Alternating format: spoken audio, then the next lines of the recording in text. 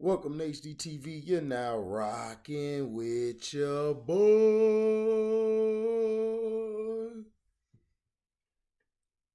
Nuggets coach Michael Malone on Demarcus Cousins. He's found a home. Austin Rivers was hot, and it wasn't the kind that helped in the Portland Trailblazers season last spring. A few minutes into the fourth quarter late Monday, Rivers turned the corner with Magic rookie Jalen Suggs on his hip. After what appeared to be a significant contact on a layup attempt,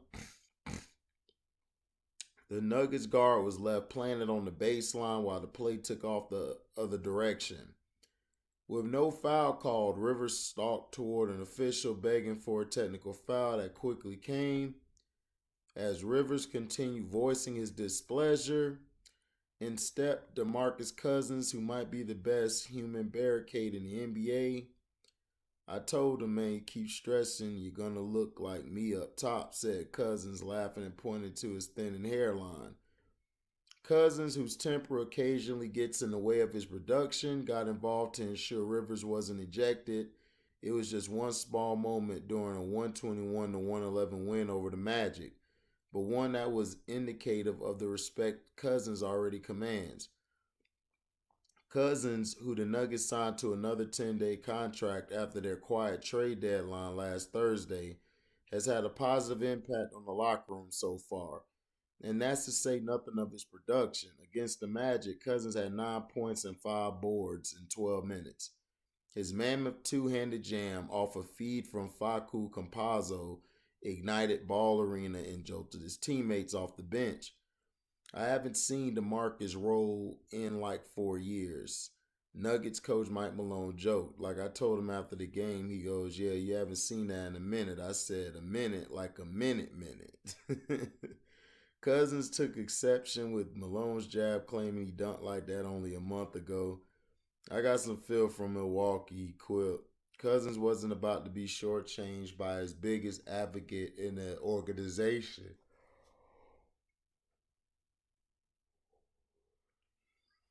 He was part of another stellar bench effort that yielded 37 points and lifted Nikola Jokic on the night when the MVP wasn't as efficient. 26 points on 26 shots as usual. Cousins said when he initially spoke with Nuggets management, they explained to him how inconsistent the bench had been all season. Cousins made a point of bringing new energy, as he described it, to Denver's reserves. On Monday, that came in the form of bone-rattling screens as he and Jermichael Green helped free Brian Forbes for 16 points and 3 three-pointers. I'm very grateful for those two, Forbes said, big bodies that want to hit people and get me open. When Cousins was relayed the message of Forbes' gratitude, he smiled.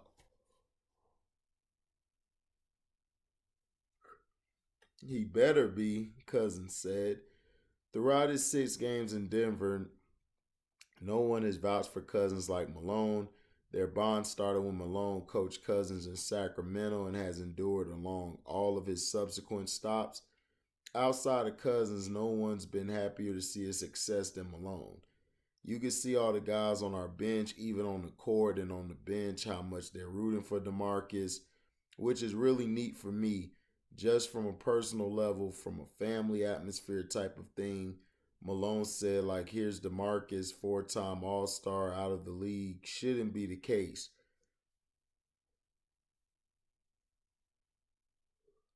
And he's here with us. He's found a home.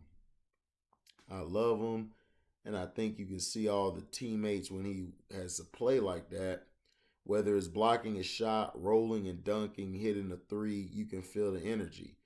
When he checked out after a productive stint Monday night, he was greeted to a standing ovation from the Nuggets faithful. According to Malone, he's injected the same energy into his new team. During the team's flight home from Toronto, Malone joked it was hard not to hear Cousins' commentary. Demarcus is a personality, Malone said. He's a loud personality. We need that. Reminds me when we had Isaiah Thomas. That experiment didn't go as well as the Nuggets hoped. The Boogie one will. Asked about that plane ride, Cousins again showed his veteran savvy. What happens on the plane stays on the plane, he said with a smile.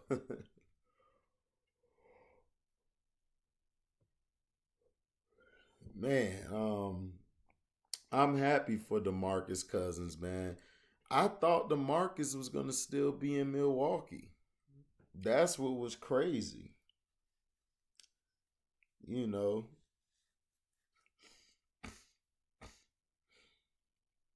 But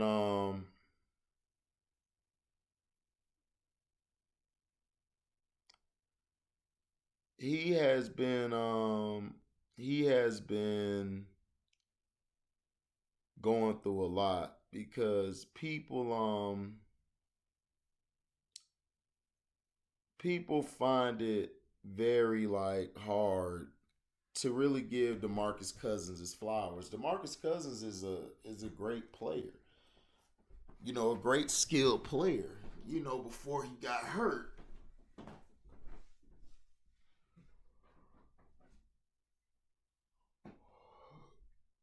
Before he got hurt, DeMarcus was averaging in the 20 sums and like 10 some boards. He's a true center. That's why when he played with the Pelicans, you know, Anthony Davis was helped out tremendously of his presence. Because of his presence down low. Anthony Davis was allowed to stretch out. He was allowed to do what Anthony Davis does best.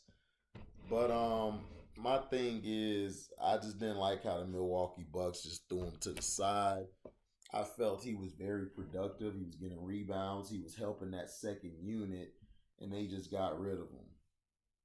So we still don't know why.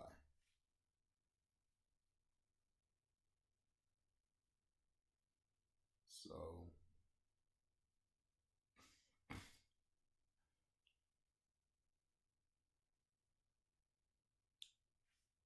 I'm just proud of him finally getting a chance to actually,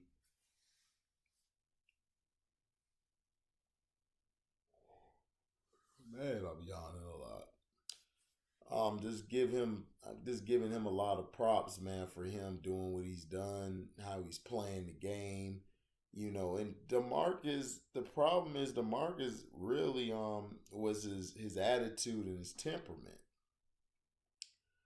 and I always felt like he was just a big spoiled brat. But as he's gotten older and as he's played, being humbled, I think he's going to he's going to go out very well. And I don't think he's going to get pushed out. I hope he doesn't, because a lot of teams will say this. Well, he's doing good. He's a great guy, and then all of a sudden they get rid of him. Milwaukee said the same thing. Milwaukee said he was a good dude. Was under his best behavior. It just didn't work out, and I'm like, how? You guys don't have a bench. You guys don't have a bench at all.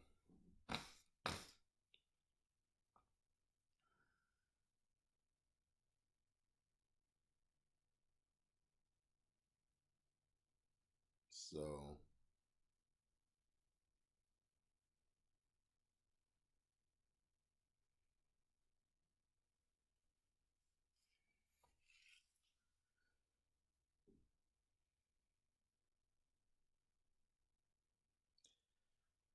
let's see.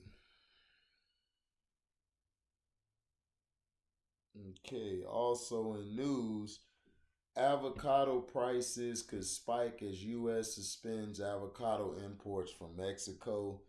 As Americans assembled their ingredients for Super Bowl guacamole over the weekend, troubling news emerged from the U.S. Department of Agriculture. Avocado imports from Michoacan, Mexico had been suspended. The import suspension comes as avocado prices hit record highs, 100% more expensive than they were a year ago, according to David Magana, a senior analyst for Rabble Research Food and Agribusiness. In a few days, the current inventory will be sold out and there will be a lack of product in almost any supermarket. said Raul Lopez, Mexico manager of Ag Tools, which conducts market research of agricultural commodities. The consumer will have very few products available and prices will rise drastically. The USDA's Animal and Plant Health Inspection Service is working with Customs and Border Protection to allow avocados that were inspected and certified for export on or before February 11th to continue to be imported. After that, there will be no more avocados until further notice. Brokers are scrambling, retailers will have shortfalls, and consumers will feel further pain at the checkout line, according to Michael Swanson, Wells Fargo's chief agricultural economist. 8 out of 10 avocados purchased in the U.S. are from Michoacan, a figure that goes up even more at this time of the year. Brokers are going to start price rationing and going to their highest margin accounts with what they have left in the pipeline, Swanson said. Any retailer not paying top dollar could see their allocations diverted to higher bidders. There really isn't an option to go elsewhere, he said. When contacted by the Washington Post about how the ban is affecting them, Mission Produce and Calavo growers, two of the largest importers, did not respond. The USDA decided to stop imports when one of its plant safety inspectors in Michoacan purportedly received a threatening message on his official cell phone.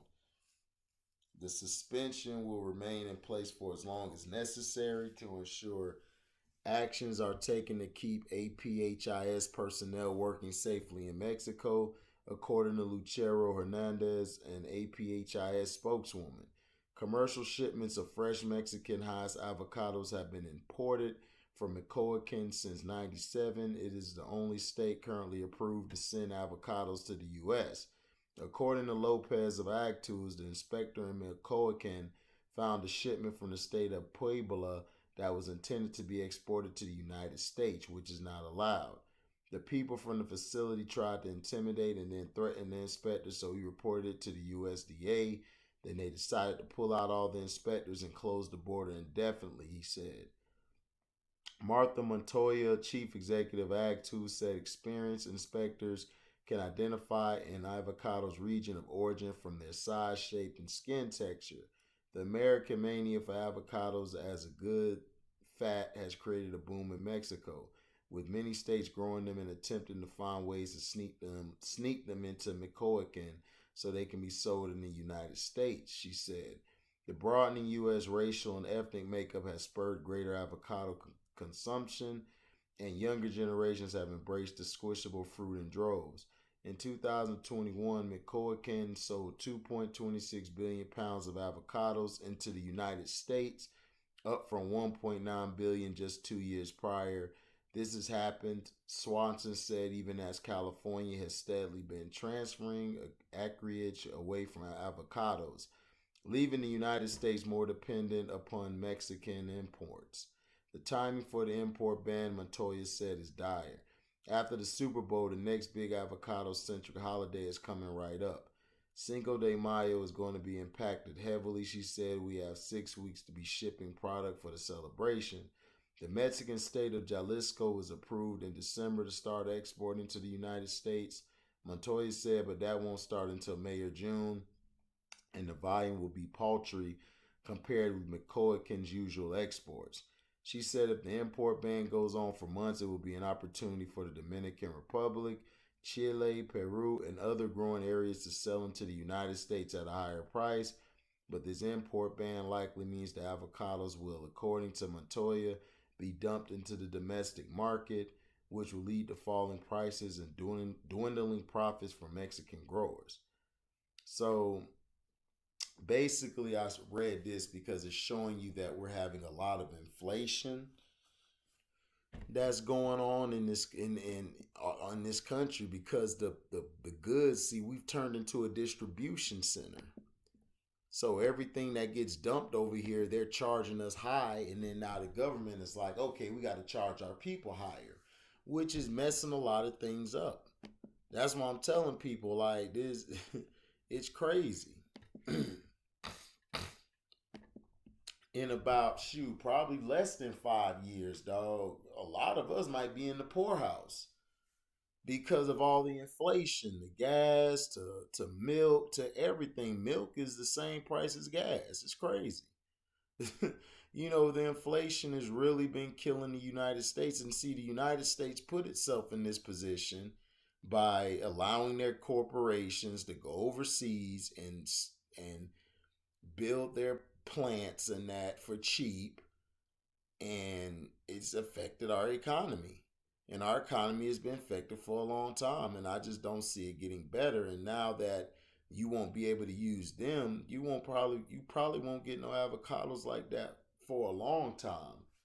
But see, this is what happens, man. When this is what happens when things go south. And it just is what it is. Thank you guys for listening. Like, comment, subscribe, share this. Hit the notification bell to select all to receive upcoming notifications. And if you love what you hear, go to the description box, hit the link for the Cash App. You could donate $1,000,000 or you could donate $1, whatever you're willing to give. We accept. When the video premieres or the video is live, you guys can super chat. So thank you guys for listening, and we out. Deezy.